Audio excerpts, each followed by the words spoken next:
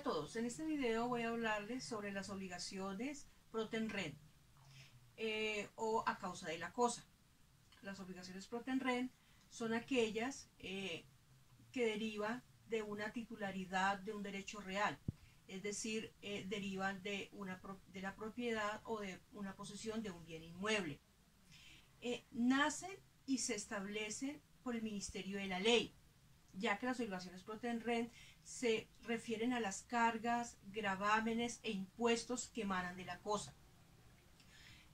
Así como las obligaciones pro ten rem se transfieren y se transmiten junto con la cosa adquirida, también el abandono o pérdida de esta extingue la obligación. Me explico, la obligación persigue a la cosa y no a la persona. Algunas características o aspectos fundamentales que debemos resaltar de las obligaciones pro ten rem, por ejemplo, que no atan al deudor en cuanto a su identidad personal, sino que por el hecho de ser propietarios o poseedores de la cosa. Esa es una característica importante. Puede transmitir la deuda al momento de transferir la cosa. El obligado responde de la cosa únicamente con la cosa, no con su patrimonio. Por ejemplo, yo tengo un apartamento, debo 15 millones de pesos de impuestos, no los quiero pagar, no puedo pagarlos, entonces simplemente abandono la cosa y ya me libro de la obligación, en este caso, ¿no? Existe una notable diferencia que no quiero dejar pasar entre derecho personal y las obligaciones pro ten rem. En derecho personal, los derechos personales son íntimamente vinculados con la individualidad del sujeto. Me explico, el obligado no está ligado en relación de una cosa, sino directa y personalmente, y su garantía responde de la obligación, o sea, es decir, que su obligación o cobran su obligación y puede recaer en sus bienes presentes y futuros con todo su patrimonio. Por ejemplo, yo hago un préstamo al banco, pido 50 millones de pesos, perfecto. Ese es un derecho personal, es una obligación personal. No los cancelo. El banco me puede embargar mis cuentas o el banco puede embargar mi apartamento o mi carro. Entonces el derecho personal me persigue a mí y persigue mis cosas. Y en cambio, en las obligaciones pro ten rem, la vinculación jurídica es con la cosa, es decir, que el acreedor lo que hace es pagarse con la cosa, perseguir la cosa y con esa cobrarse la obligación, dicha obligación. En cuanto a la naturaleza jurídica, en este sentido, las pro ten rem existe una discusión, una contradicción de muchos tratadistas, autores, respecto si es un derecho personal, si es un derecho real o si efectivamente es una obligación pro ten rem. Estas discusiones se dan porque no existe suficientes fuentes normativas que establezcan un fundamento jurídico más específico respecto a este tema. Por ejemplo, hay posturas de tratadistas que dicen que son simples limitaciones a la propiedad de los derechos reales. Para otros no son más que un derecho real visto desde el ángulo pasivo.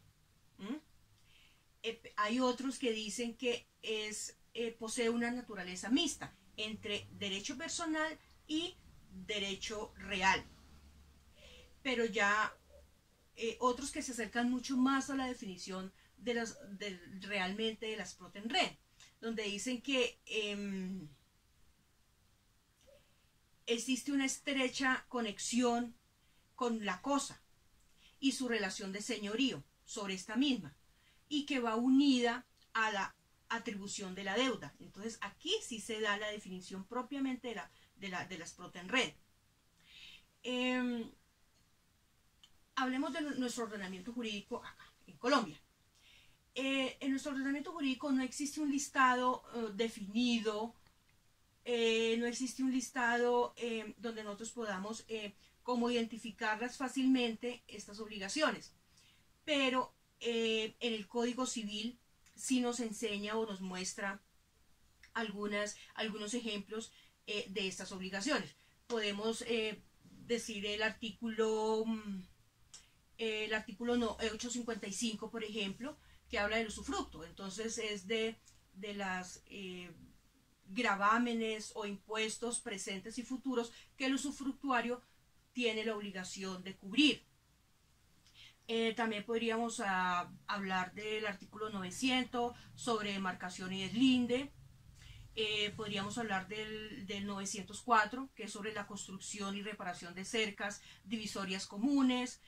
Podríamos hablar del 2327, que es sobre los comuneros, o sea, la obligación que tiene en la comunidad según su cuota parte. O sea, dependiendo de su cuota parte, tiene también su obligación en cuanto a impuestos, a gravámenes, a reparaciones, etcétera. Podríamos, en el Código General del Proceso, en el artículo 545, en el numeral 6, habla muy superficialmente sobre estas obligaciones. No se profundiza, pero pues hay alguna información respecto a ello. También podríamos traer a colación la ley 675 del 2001, que es sobre propiedad horizontal, son las obligaciones de los propietarios respecto a las reparaciones, respecto al mantenimiento de sus zonas comunes. Eso ahí también se dan las obligaciones pro tenere. Esto es a grandes rasgos como lo que encontramos en nuestra legislación colombiana. Si bien es cierto que existen varias posturas y teniendo en cuenta la poca e inexacta como normatividad jurídica que encontramos al respecto, podría concluir que en todo caso las pro tenere son obligaciones que emanan de un derecho real y recaen sobre las cosas, pues sin tener en cuenta una determinada persona. Es decir que mi opinión personal es obligaciones pro tenere y no son derechos personales.